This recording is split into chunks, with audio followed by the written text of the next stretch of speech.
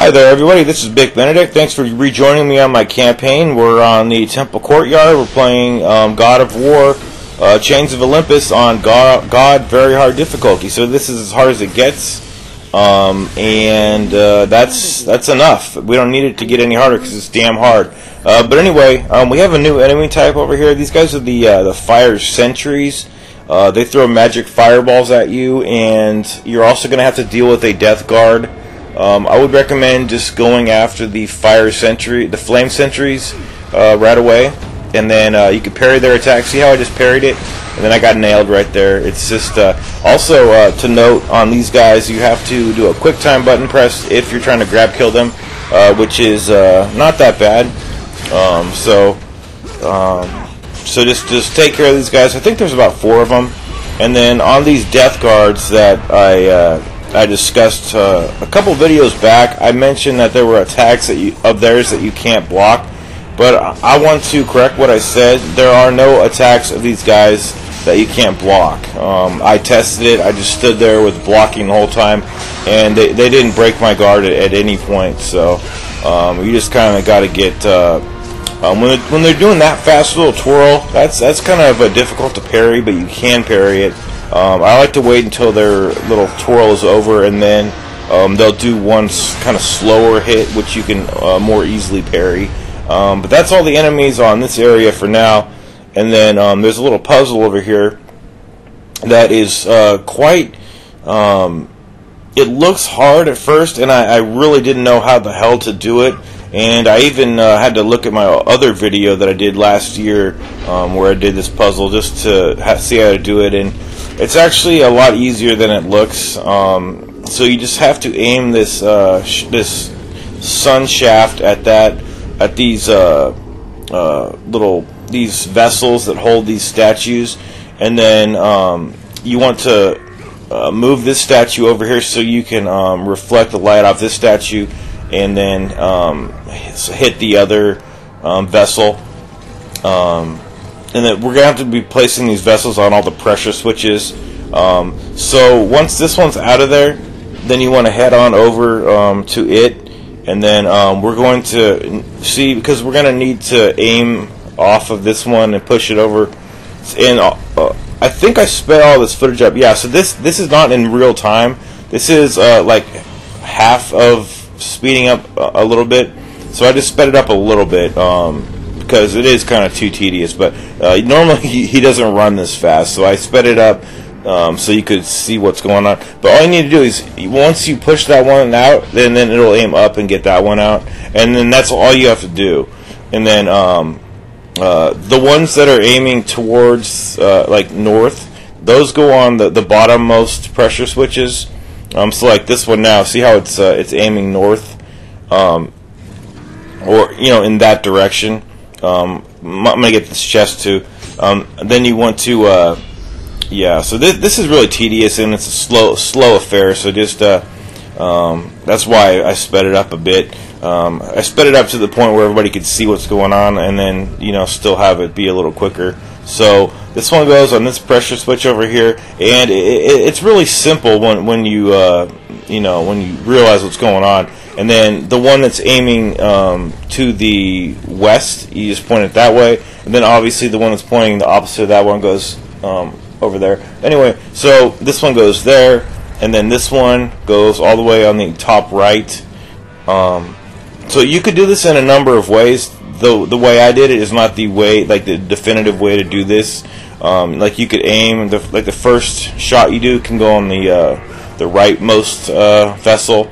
And then it's kind of the opposite process if you do it that way, but it's by no means definitive. So anyway, so aim it at the middle there, and now all these are kind of reflecting off each other, and then hop up here, and then hold block, and then you'll get the quick time button prompt to tap the circle button, and then you're going to have to interact with the horse.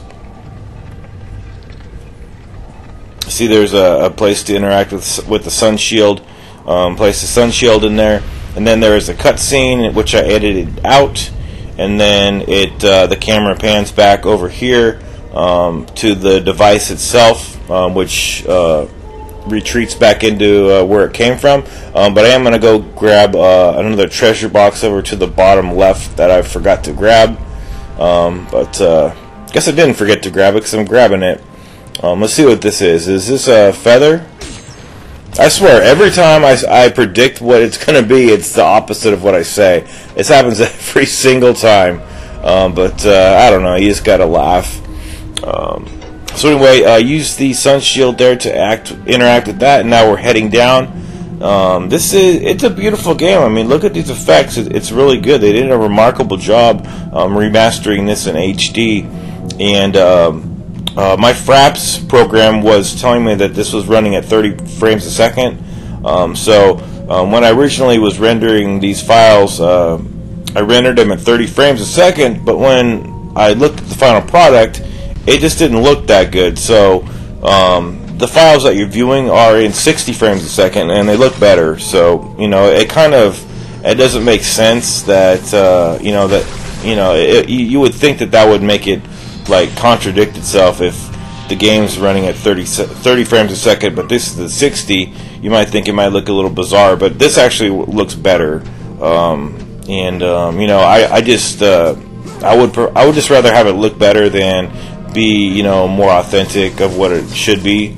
I was recently doing Ninja Gaiden Sigma, the first one, Sigma 1, and that game was running at 60 full frames a second. So it looks a lot better. It takes twice as long, but it's worth it because we're all about quality here at Big Benedict Productions. Anyway, so smash this statue over here, and then head on into this door, which you can interact with.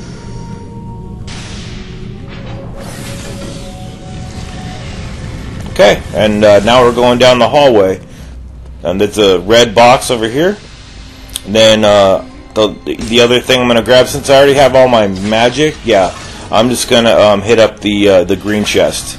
So just head on over here, keep breaking objects, and we're going to go for those boxes over here.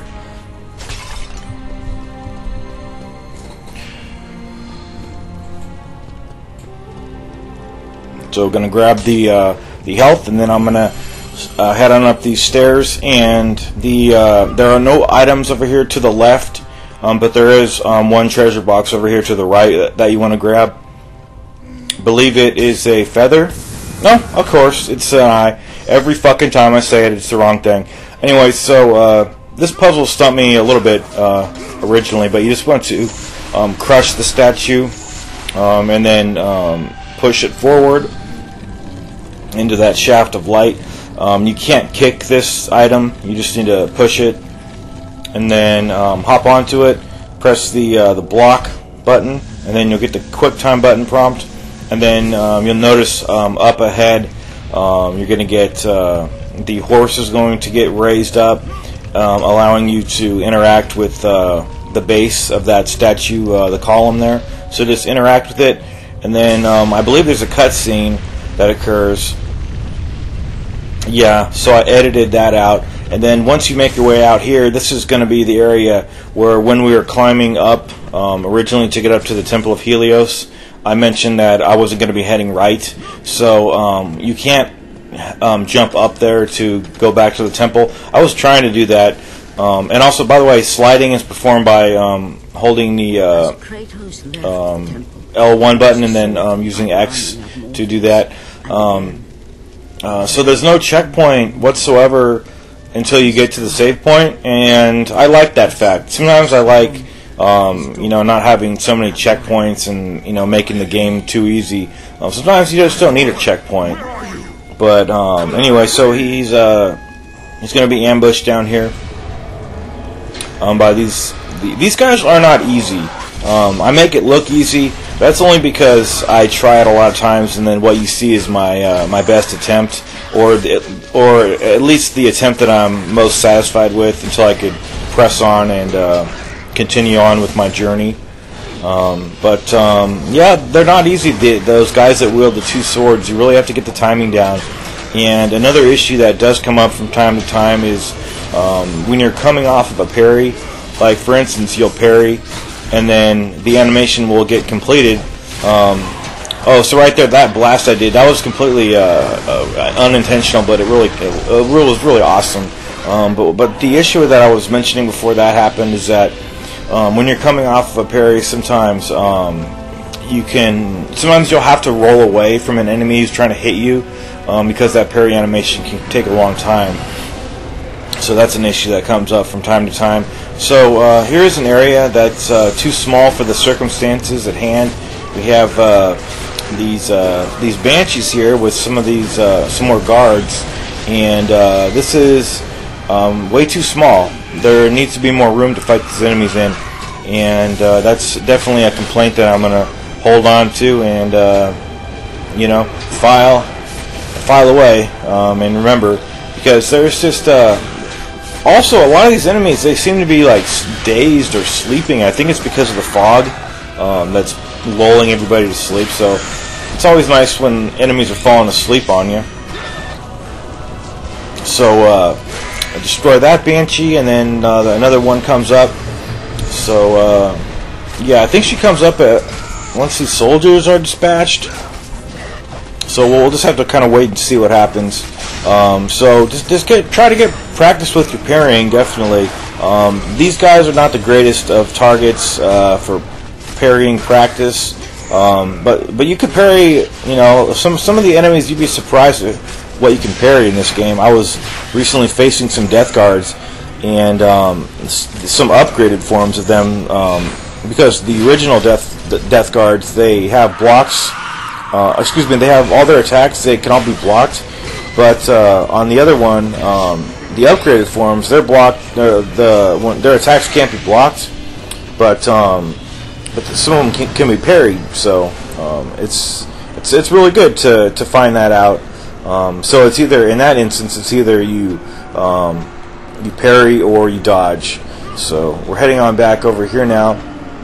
And then there's just one more task before this video ends. I just decided to keep this in. This is the Steed Shrine over here, so all you need to do is interact with these three levers, and then we're going to be moving on into the next area.